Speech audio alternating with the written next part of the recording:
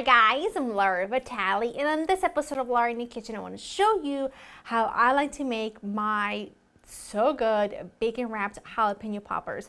Really easy and simple, perfect for a get-together, especially if your get-together happens, in the summertime. You can assemble these way ahead of time and then just throw them in the oven, or you can even throw them on your grill if you want to. My only suggestion there would be to lay a piece of aluminum foil on the actual grates of your grill. That way the cream cheese doesn't fall through the grates and ends up being a mess. So however you want to do it, this is a really fantastic party appetizer, whatever, picky food, so good.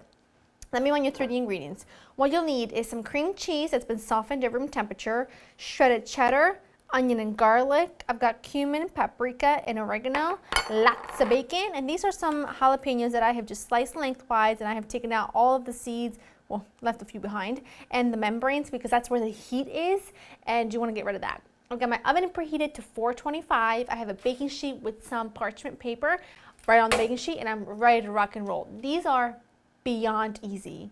Beyond, but so good. You notice there's no salt here, and that's because I feel like there's plenty of salt in the cheese and in the bacon. I don't want to oversalt it. So what I'm going to do is I'm just going to take my spatula. It's important that your cream cheese is at room temperature so that you can kind of work with it, and it spreads out really neat.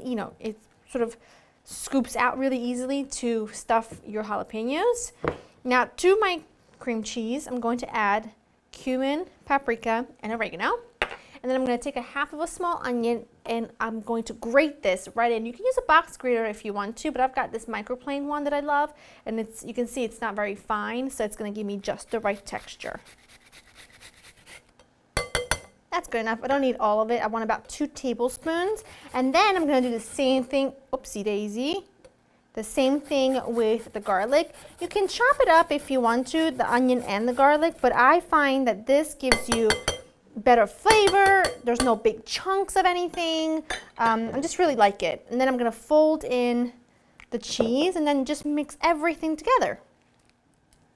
All right, awesome. Let me tell you something though. Those jalapenos are spicier than a spicy meatball because they are burning my eyes.